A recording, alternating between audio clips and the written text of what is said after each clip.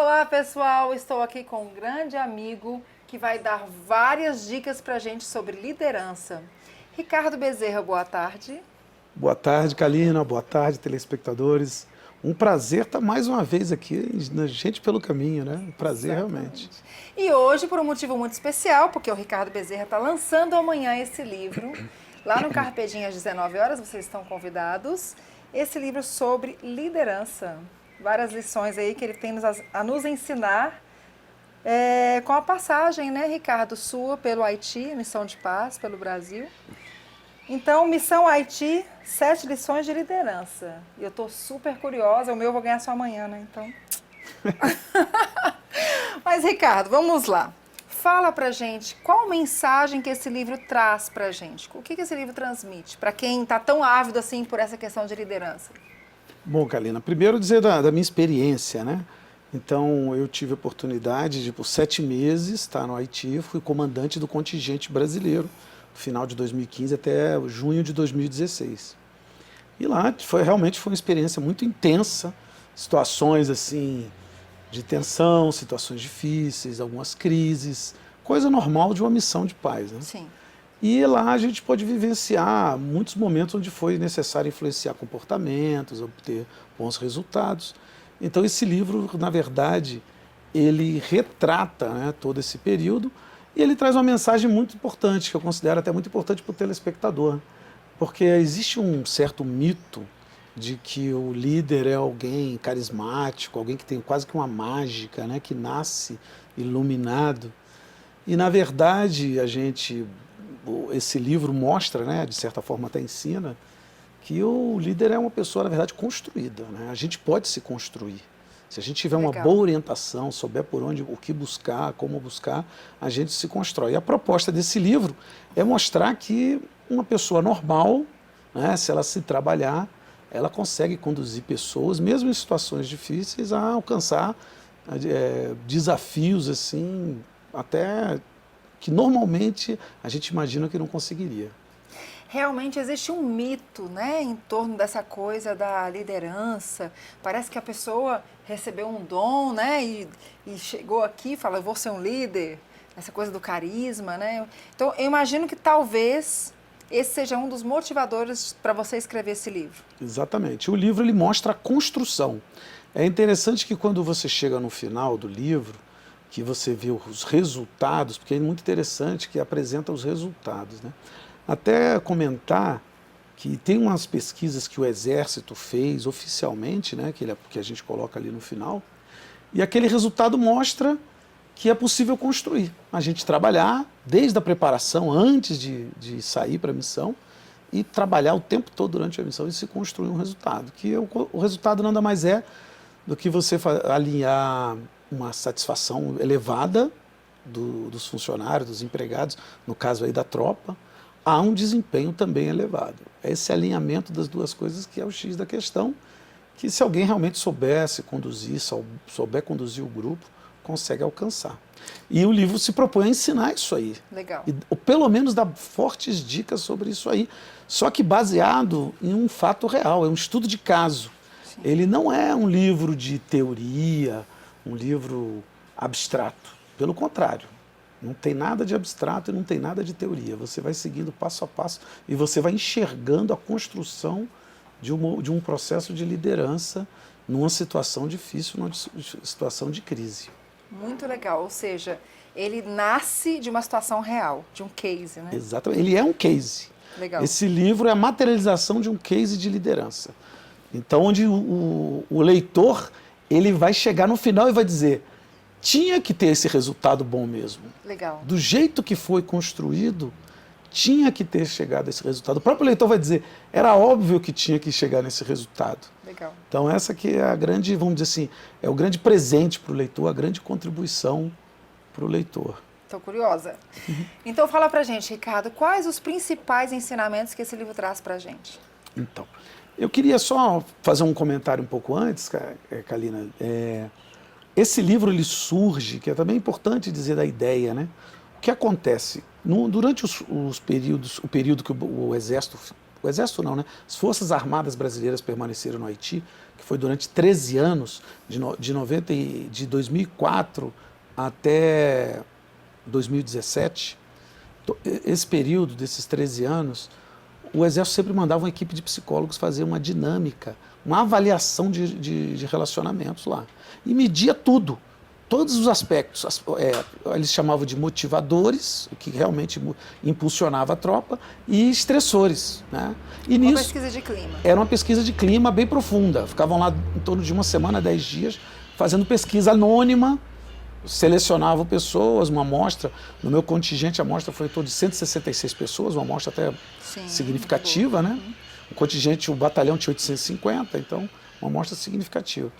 E aí, nessa dinâmica, nessa avaliação deles, eles constataram uma valorização do comandante em torno de 98%. Olha Quase só. uma unanimidade da tropa. Então, quando a gente retornou para o Brasil, que também houve, novamente eles repetiram as pesquisas, quando da desmobilização do contingente, o grupo de psicólogos se reuniu comigo e queria saber o que houve, né, que deu essa aprovação tão alta. Né? Qual foi o segredo que levou a essa satisfação aliada a um bom desempenho? E aí eu comecei a explicar e cheguei à conclusão que numa entrevista seria impossível. E aí eles pediram, faz um caderno de lições aprendidas para a gente registrar, para o treinamento dos futuros contingentes e tal. E eu comecei a escrever.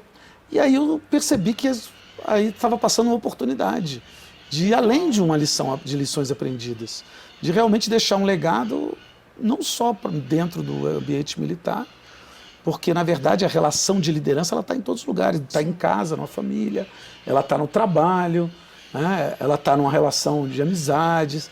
Então, a relação de liderança está permanente na dinâmica do relacionamento humano. Então, essa pesquisa, né, e esse reconhecimento da psicóloga, inclusive, aí na primeira orelha do livro, tem o depoimento da psicóloga-chefe, que ela diz aí justamente que ela ficou impressionada com a percepção da tropa sobre o comandante, não só sobre o comandante, né? Sobre, na verdade, os comandantes intermediários também, a liderança em vários níveis, que teve um bom desempenho segundo a percepção de baixo. Então, aí eu coloco essa pesquisa no final, né? Que comprova ali o que a gente fez, né? Então materializa, né, o resultado de todo esse trabalho de construção da liderança. Legal. Ricardo, você está falando de uma experiência que vocês viveram dentro do Haiti, um lugar de uma miséria muito grande, né? E o que você pode falar para a gente, assim, das principais experiências que vocês viveram lá? Bom, as experiências, como os desafios, foram vários, né? Foram muitos. Particularmente para mim, eu tinha que substituir pessoas que foram muito eficientes antes de mim. Então isso também era um desafio, né? Sim. Quando você tem um padrão de comparação muito elevado, você pode ser excelente, mesmo assim vai ser mais um, né?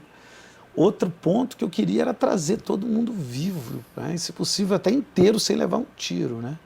Então a gente já teve vários contingentes com muitos feridos, né? E no passado tivemos ali em 2010 o terremoto, que o contingente militar do Exército só teve 18 mortos. Então, eu tinha um compromisso, né? Até os familiares no treinamento me cobravam, né? Traga meu filho vivo. Né? Nossa, que peso, hein? Era um peso muito grande, porque você não controla as variáveis lá Sim. no terreno, né? Quando você está entrando numa favela, está pacificando, tem uma troca de tiro com a gangue. Então, você não controla todas as variáveis, né? E você tem que enfrentar muitas vezes. Então, era uma coisa que me dava um frio na barriga, uma responsabilidade, né? Então, assim, se tivesse que colocar, eu acho que o maior compromisso era esse, né? De cumprir a missão e trazer todo mundo de volta. E, graças a Deus, deu tudo certo. Eu digo graças a Deus porque foi realmente graças a Deus, porque eu não tinha como controlar isso de forma alguma, né? De madrugada, tinha a tropa entrando numa área muito barra pesada, que trocava tiro com gangue, e voltava todo mundo. Então, eu só tinha que agradecer todo dia, né? Inclusive, no livro tem uma foto muito bonita, que era um hábito comum da tropa, né? A tropa brasileira religiosa, né? De forma geral, independente da religião. Então o pessoal chegava da patrulha quando ia num lugar de risco, uma atividade de risco, todo mundo se abraçava, rezava um Pai Nosso, agradecia, né? Por ter voltado o pessoal inteiro, né? Então eu presenciei várias vezes e participei, né? E eu fiz questão de colocar uma das fotos aí, né? O livro tem muitas fotos, ele tem fotos ao longo do texto, em preto e branco, fotos históricas, assim, escurecidas, e ao final tem um álbum de fotos coloridas. E aí tem essa foto aí que eu acho que é bem simbólica também, porque caracteriza o soldado brasileiro, né? A religiosidade do soldado brasileiro, ou da população brasileira, na verdade, né? Que o soldado nada mais é do que uma amostra da população, né? Da outra vez que você esteve aqui, você contou um exemplo pra gente que eu nunca esqueci e que inclusive eu uso muito como exemplo dos meus treinamentos, né? Aquela questão do traficante que te desafiou a tropa e tal. Esse episódio, ele tá lá na sexta lição, né? Porque o livro ele é estruturado da seguinte forma: ele tem um prólogo, onde eu conto a história do Haiti, o que era a missão de paz, a pessoa entender, se situar, entender o contexto da missão. Depois são 7 capítulos, né, que são 7 lições de liderança, eu chamo, o livro chama dessa forma os títulos. E no final tem um epílogo onde mostra os resultados, a pesquisa, etc.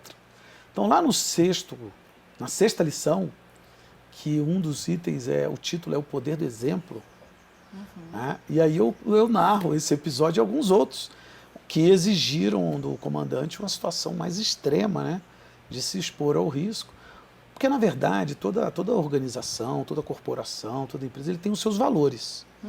Então, uma das coisas que o chefe que se propõe a liderar, a influenciar, a ser seguido não pela sua autoridade, mas pelo seu exemplo, né?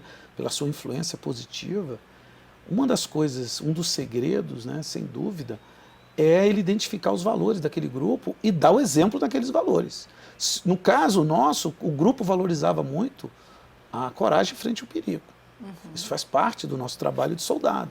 Então o soldado esperava que o comandante desse o exemplo no momento de risco e não ficasse à retaguarda, né? Então esse episódio aí é muito bacana. Eu não vou entrar em detalhes desse episódio, senão o pessoal vai deixar de ler a sexta lição.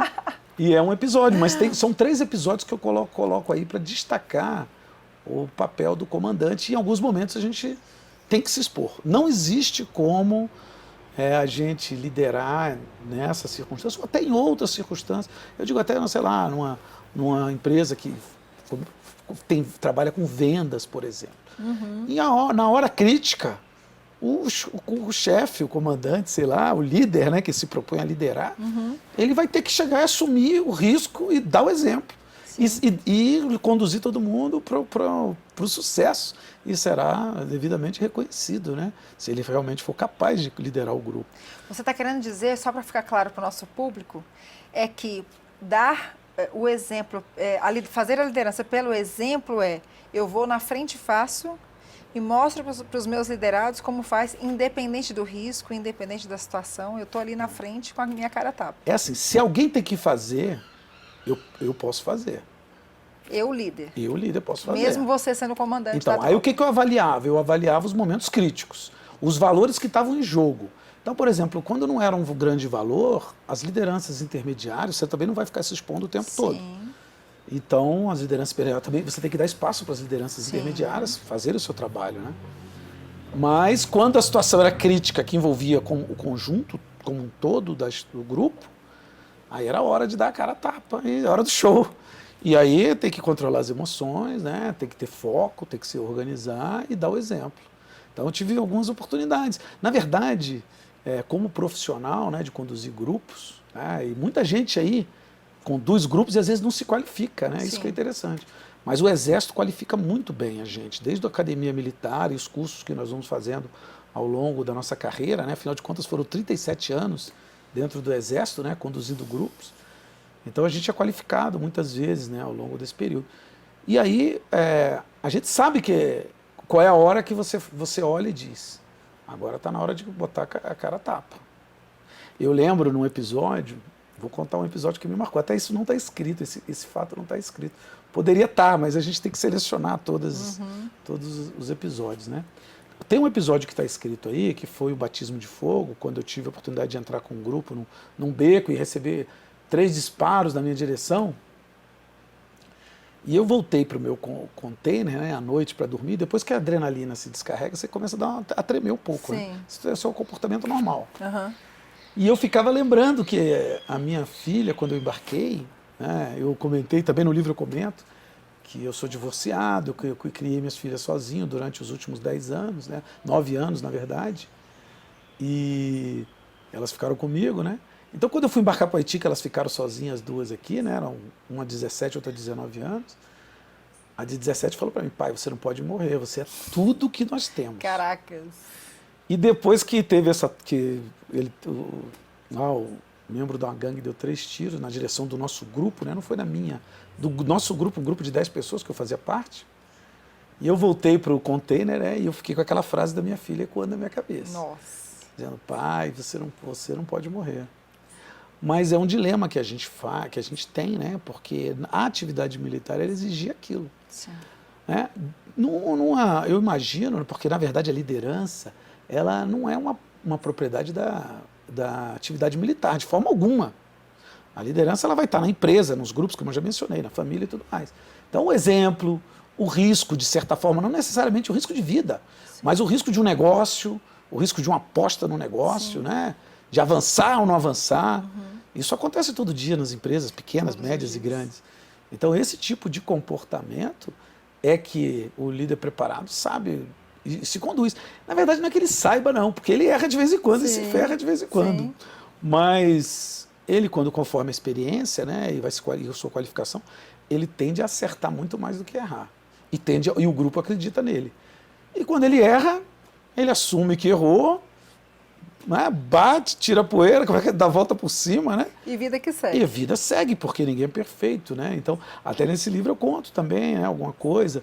Aí, quando a gente fala do relacionamento, de como se corrigir, né, um comportamento inadequado, a gente entra em algumas técnicas também de como se elogiar, como sancionar alguém, para não ferir a pessoa, né, simplesmente provocar a mudança de comportamento, que na verdade é o objetivo quando a gente quer corrigir alguém, né? Uhum. Não é fazer mal à pessoa, e sim realizar uma mudança de comportamento. Uhum. E aí tem um fato que eu conto, né, que alguém, um subordinado, supostamente comete um erro, eu estava num dia de muito estresse, e eu dou-lhe uma bronca na frente de outros, de forma desproporcional, coisa que acontece no nosso dia a dia, sim, né? E aí a gente explica, né, como é que você faz para se recuperar, né? Saber se retratar é muito importante. A retratação é uma ferramenta muito importante, porque não só pelo indivíduo que fica magoado, mas a coletividade tem uma percepção, sim, de que você erra, mas você está preocupado em ser justo. Sim. Né? E quando você não se retrata, você erra e não está preocupado em ser justo, né? O seu orgulho é o que fala mais alto. Então, são ferramentas que a gente coloca aí também. Esse aí está na 3ª lição, né? Quando eu falo das lideranças intermediárias, a gente dá algumas ferramentas, como técnicas de elogio, técnicas de sanção, né? Como corrigir. Mas o livro está bem rico. E a proposta do livro, né? Ela é dentro de um caso real, complexo, né? Uma situação bem complexa, bem difícil, mas onde os elementos que estão nos nossos dias a dias estão presentes lá também. Uhum. O que acontecia lá, talvez numa intensidade um pouco maior, com um grau de risco de vida um pouco maior, mas na verdade tudo o que acontecia lá no dia a dia era o que acontece no nosso dia a dia, no trabalho em grupo, etc. E aí, né, cabia ao chefe, né, saber conduzir as pessoas. Então, e a minha próxima pergunta era essa. Você está falando de uma experiência numa tropa, né, numa missão de paz no Haiti, mas o que eu trago para a vida civil de tudo isso que você colocou no livro? A gente traz que a dinâmica entre as pessoas ela é sempre a mesma. Então, o que é dito aí, eu posso até contar o que é a história ser dentro de um contexto militarizado. Mas se você for entender, for observar de forma atenta, você vai ver que nada mais é do que uma dinâmica entre pessoas. Sim. Onde uma pessoa quer conduzir um grupo a atingir determinado resultado. Uhum. E o grupo tem as suas virtudes, de qualificações, etc., e as suas limitações de personalidades, de insegurança, de limitações emocionais, de lideranças mais ou menos atuantes. Então, nada mais é o livro do que uma série de circunstâncias onde essa dinâmica entre as pessoas, né, ela se realiza como se realiza no nosso dia a dia. Por isso que até foi colocado aí no prefácio pelo general Vilas Boas, né, o antigo comandante do Exército, que me deu a honra de prefaciar o livro. E ele disse, essa dinâmica ela é a dinâmica de todas as relações. Ela serve para qualquer situação de civil, militar ou qualquer lugar, onde alguém precise liderar alguém. Então, acho que é o grande trunfo, o grande valor do livro está nesses ensinamentos. Ok, que podem ser aplicados à nossa vida cotidiana, à nossa vida civil, né? Podem ser aplicados o tempo todo, em qualquer lugar, qualquer hora, até dentro de casa. E como? Quem tem filho adolescente sabe. Sabe? Mas não é só adolescente, não. Adultos, marido, mulher, Verdade. tudo, né? Esse livro ele tem uma riqueza, né, que foi ali que você mesma comentou comigo agora, do que foi publicado aí no Instagram, se você quiser falar alguma coisa. Então, é isso que eu ia te perguntar agora. Aonde é que entra a história do Luciano Huck no livro? Bom, no início de junho de 2016, que era o início do nosso último mês, o Luciano Huck foi lá com a equipe dele e gravou um programa do Caldeirão do Huck. Ah, tá. E esse programa saiu em julho, se eu não me engano, 16 de julho de 2016. Acho que dá até para ver ali pela internet. Depois saiu em fevereiro de 17, ele colocou de novo. E foi um programa muito extenso, mais de 1 hora de programa. E ali ele mostrou, foi muito emocionante, não tinha como você assistir aquele programa e não chorar. O lado humano, né? Sim. Soldado voltando para casa, o encontro das famílias, as circunstâncias no Haiti. E ele ficou maravilhado com algumas coisas que aconteceu, né? Por um lado, eu comento aí no livro, né? Ele ficou impressionado como nós éramos queridos, a nossa tropa era querida no Haiti. Então, para ele parecia, talvez, né, essa é a minha interpretação, parecia que a gente atuando com armamento, com fuzil, que a gente estava fazendo algum trabalho repressivo sobre a população. E quando, de repente, ele chega lá e viu que a gente era muito querido pela população. Foram quantos meses, Ricardo? Que eu fiquei 7 meses. 7 meses. 7 meses completos. O meu batalhão ficou um pouco mais de 7 meses, porque tem um pessoal que chega primeiro, que chega por último, mas a média foi 7 meses. E ele também se chocou muito com o padrão, né, de vida das pessoas, né, baixo, muito baixo, né, padrões dos países africanos mais pobres. E aí ele se impressionou muito, ele fez esse comentário. Eu me lembro que o comentário dele foi: pô, como que a 1 hora de voo dos Estados Unidos, a nação mais próspera do mundo, nós vemos tanta miséria, né? Ele se impressionou. Eu achei muito bacana alguém numa posição desse, alguém tão influenciador, né, na sociedade brasileira, ter toda essa sensibilidade. E aí eu mandei um livro para ele, né, com uma dedicatória na semana retrasada, logo que eu recebi, e ele fez questão de publicar no Instagram, me mandou uma mensagem no meu WhatsApp dizendo que ia publicar, divulgar no programa dele. Então eu achei muito bacana ele valorizar esse trabalho, né? Eu agradeci, né? Você tem foto com ele lá no Haiti? Tenho, no livro tem aí. Se você quiser mostrar, tem aí. Eu até... Tem aí, eu tenho uma foto com ele na favela, né, na comunidade lá. E tem aí, colorida, tenho 2 fotos dele, uma com a tropa. Dá para pegar, meninas? E uma com ele conversando com os soldados. Tá bem aqui, ó, Luciano Huck. Cadê o Ricardo? Não, nessa foto eu não tô, vou mostrar. Se permitir, eu te mostro aí a foto que ele tá comigo aqui. Olha aqui, Kalina, vou passar para você, passar para os telespectadores. Essa aqui é preta e branca, um pouquinho mais escura, mas somos nós, eu estou de fuzil aí, capacete, aqui. Ele também de capacete. Luciano Huck aqui? Eu e o Luciano Huck lá na favela. E eu queria destacar a capa, porque isso que o Ricardo está falando, você vê, uma criança, né? 3 crianças aqui, uma cumprimentando ele. Desde que eu vi essa foto pela primeira vez, eu falei, gente, que foto linda. E aí mostra realmente assim, a aceitação da população, né? O olhar dessa criança que nesse momento, que me dá, sou eu também nessa capa, né? Que eu tô dando soquinho ali. O olhar dessa criança fala muito, né? Muito. E das outras também que estão. É porque a foto ela fechou, tem mais umas 3 crianças. Essa foto ela tá dentro do livro, ela tá mais real, né? Mais completa. E mostra o olhar dessa menininha de azul e o brilho no olhar dela, né? Mostra assim um olhar de admiração, né? Então essa foi a mensagem que nós passamos lá, né? A gente cuidava das pessoas. Sim. A gente não fazia o papel repressivo puramente, né? Isso é uma novidade para muitas pessoas, né? Que não imaginam que seja assim. Que a gente saiu muito querido, né? Fizeram homenagem. Lá no batalhão eu também conto isso aí. Eu falo dos haitianos que trabalhavam, nós tínhamos mais de 100 haitianos que trabalhavam dentro do batalhão que a gente contratava.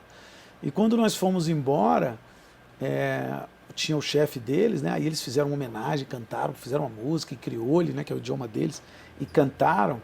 E aí me abraçaram, choraram, tudo. E eu perguntei para o chefe deles, eu falei, por que você está fazendo essa homenagem toda para a gente, né? Aí ele falou uma coisa que é muito profunda. Ele falou assim, porque vocês se importam com a gente. Olha. Sim, se alguém for ouvir superficialmente, não vai entender, né? Mas se importar num contexto onde a vida é tratada com banalidade, né?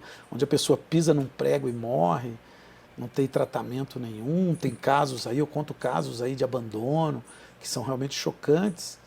Então, num ambiente desses, né, de miséria extrema, se importar pode ser a diferença entre a vida e a morte. Verdade. Alguém se importar com você. Então, essa frase, num contexto haitiano, ela foi muito profunda, né? Eu realmente me emocionei, fiquei refletindo depois bastante tempo. E ele falou, vocês, não era eu, não estou falando de nós, que ele está dizendo aí, é a tropa brasileira que teve lá presente durante tantos anos. Legal. Nós, o Brasil, sim, né? Sim. Nos importávamos com eles. E uma das coisas, Ricardo, para fechar, que me impressionou até na sua última entrevista, é que eu não imaginava que técnicas que a gente usa de gestão de pessoas, as técnicas mais modernas de gestão de pessoas, eram utilizadas numa tropa, numa missão de paz. Assim. Para mim, essa era uma realidade muito bem distante. Kalina, quando você vai estudar a história da gestão, da administração pública, você vai ver que ela foi tirada das Forças Armadas.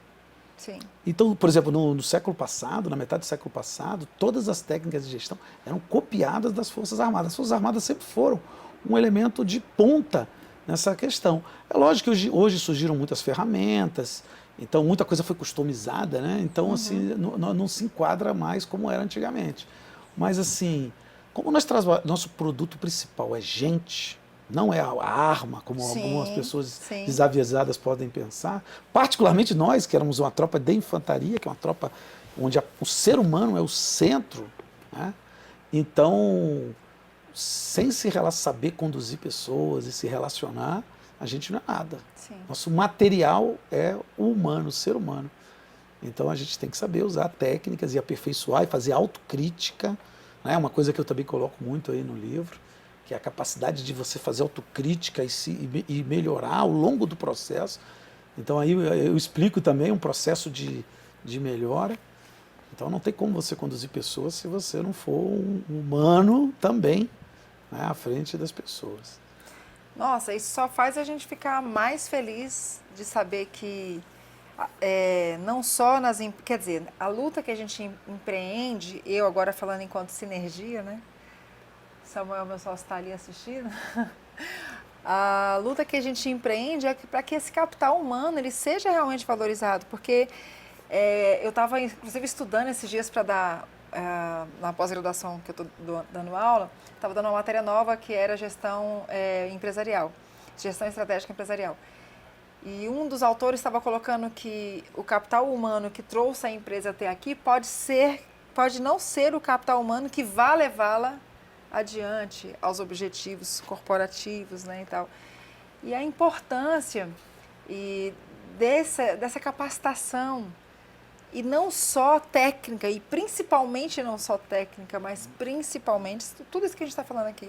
Gestão de conflitos, lidar com gente, saber que quando tem gente tem um monte de coisa junto no pacote. Exatamente. Né? Cada um traz sua história, né? Traz consigo sua história com todos os seus problemas e todas as suas virtudes, né? E no caso, no Haiti, a gente vivia numa base, confinados, né, todos.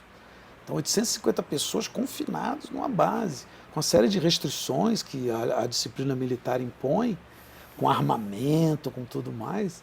Então, a gestão de conflitos era uma coisa que estava ali no nosso dia a dia, né? Uma postura muito masculina, né? de uma tropa em operações reais.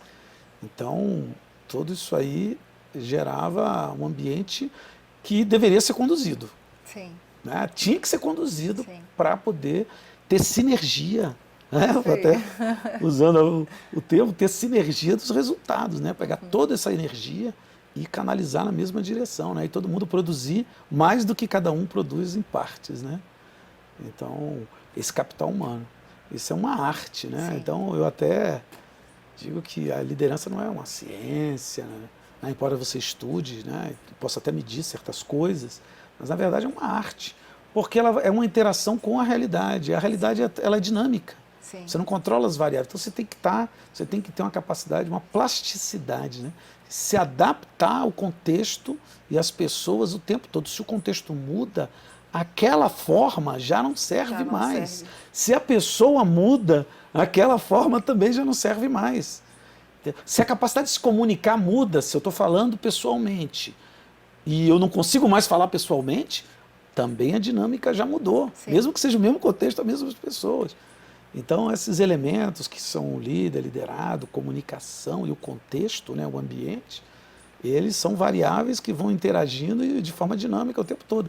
E o líder tem que ser aquela variável que está no meio, se adaptando Sim. e conduzindo as outras variáveis, né? Então, realmente é uma arte, uma coisa muito bonita. E a gente fica orgulhoso de ver, né, o Exército, ao longo dos anos, ele vai construindo, né, a pessoa. Por isso que a mensagem aí, não só no Exército, né, a mensagem de que o líder é construído, né? Existem várias teorias de liderança, né? Hoje, assim, a mais aceita chama teoria do campo social, e ela vai por esse lado, né? Da construção, da pessoa poder se tornar, se capacitar. Mas aí, como você falou, não é uma capacitação técnica. Também é importante, porque o chefe, né, ele tem que saber fazer a tarefa. Sim. Dar o exemplo, às vezes, na tarefa em si. Mas, na verdade, o segredo aí não é a técnica, né? É a parte emocional. Sim. Né? E aí me lembra uma metáfora que eu estava lendo também essa semana, que eu estava me preparando para dar aula de balanço de scorecard, né? Que são indicadores balanceados, que eles estão o tempo inteiro mudando conforme a perspectiva que você olha. E ele faz o paralelo com o avião. Que o avião é um instrumento que mais sai da rota. Ele o tempo inteiro ele está saindo da rota. Não é igual um carro que está dentro de um asfalto, ele vai em linha reta. O avião não. Ele está sempre lutando para ficar na rota. Está sempre lutando para ficar na Querendo rota. voltar, Exatamente. E no meio do caminho acontece turbulência. Acontece um monte de coisa que o piloto tem que estar preparado para lidar com aquilo e sair da rota, para voltar para a rota. Né? Então, esses indicadores que são flutuantes o tempo inteiro e que você tem que estar controlando. Interagindo, né? Interagindo, porque quando você lida com gente é isso, né? E tem que ter respostas equilibradas, né? Então, aí também eu explico, né? Muitas vezes eu deixei para tomar decisões no outro dia, quando não era uma coisa urgente, que realmente exigia uma decisão imediata. Então, decisões que têm impacto nas pessoas, né? Então, se a gente pudesse deixar para outro dia e baixar o emocional, né? Então, muitas vezes até alguns subordinados meus, em alguns momentos, né, alguns comandados, me achavam muito racional, né? Dizia, pô, como é que o senhor conseguiu, né? Mas aí justamente eu não era tão racional assim. Sim. Mas o que eu conseguia era me controlar. Eu falava assim, realmente eu estou emocionado. Eu não estou num bom momento para tomar decisão. Seja porque eu estou com pena ou seja porque eu estou com raiva. Sim. Então, não é o melhor momento. Então, o melhor momento era 2, 3, às vezes até teve uma decisão importante, uma crise que a gente teve, que eu demorei uma semana, porque também não era nada urgente. Uhum. E eu demorei uma semana para decidir. Eu deixei baixar, porque eu estava envolvido emocionalmente, eu tinha ficado chateado com o subordinado. Eu falei, eu não vou tomar essa decisão chateado. Então, eu deixei passar. Quando passou uma semana que eu estava totalmente equilibrado, aí eu tomei a decisão firme, mas eu estava tranquilo. Eu tinha analisado de forma racional o problema. Legal. E não por impulso, né? Que é o que a gente faz muitas vezes. Né? Quando você está com o emocional lá em cima, geralmente não é o melhor momento. Então, essa autogestão, ela é um elemento central para a liderança, né? Um elemento balancear o seu próprio estado emocional. E saber das suas limitações, porque o que acontece é o seguinte, todo mundo vai ficar com raiva, todo mundo vai ficar triste, todo mundo vai ficar de mau humor. Então, o que você vai fazer é proteger essa dinâmica. Então, você fala, hoje eu estou mal-humorado. Então, eu vou proteger a nossa dinâmica, eu vou me afastar um pouquinho, vou procurar alguém que seja mais bem-humorado para me aproximar. Você tem que ter ciência das suas próprias limitações e trabalhar isso. Entendeu? Então, por exemplo, eu acordava de manhã, né? Eu sabia que quando eu saísse do meu container, né, o comandante do batalhão, que é um símbolo, todo mundo olha para o comandante, vê. Então o corpo fala, né? Sim. Se você está ali de braço cruzado, cara amarrado, o que está acontecendo? Acontece até boato dentro do batalhão. Sim. Um dia, logo no começo, eu tinha um assessor imediato ali, que ele chegou para mim e falou: "O senhor está com algum problema?" Eu falei: "Não." Ele falou: "Não, o soldado comentou que o senhor saiu meio emburrado do container." Olha. Os soldados comentaram. Então, assim, olha a responsabilidade que é. Então, a gestão do humor é muito importante. Tanto que eu chegava, isso foi logo no começo, né? Então todo dia eu chegava no espelho, antes de sair do container, dava um sorriso e dizia: sorria porque tem um monte de gente precisando desse sorriso lá fora. E aí eu saía. Então, saber se autogerir também é muito importante, né? Então, na verdade, isso é uma aventura, né? É uma aventura que bota toda a beleza da humanidade, né, nessa dinâmica. Então, eu acho que essa questão da liderança e o livro, não exatamente o que está escrito, mas o que está por trás do que está escrito, ele é muito bonito, né? Que ele é a humanidade. Muito legal. Ricardo, parabéns. Fica aqui o convite para o nosso público e amanhã no Carpedim às 19 horas para esse lançamento. Carpedim da 104 Sul. 104 Sul. Para prestigiar o Ricardo. E que comprem, tem na Livraria Saraiva. Tem na Livraria Saraiva, mas amanhã está mais barato, hein? Amanhã, se for lá, eu tô vendendo mais barato. Então, olha só, ele fazendo concorrência com ele mesmo. Ricardo, muito obrigada. Nem te chamei de coronel. Mas não tem problema. Prazer, Calixto. Sempre um prazer estar aqui no Gente pelo Caminho, esse programa tão bacana. E a gente que agradece, gratidão imensa por você compartilhar com a gente um pouquinho disso. E agora só lendo o livro para a gente poder conseguir absorver. Vamos lá, depois eu quero ver os comentários. Tá bom. Gente, boa tarde, obrigada.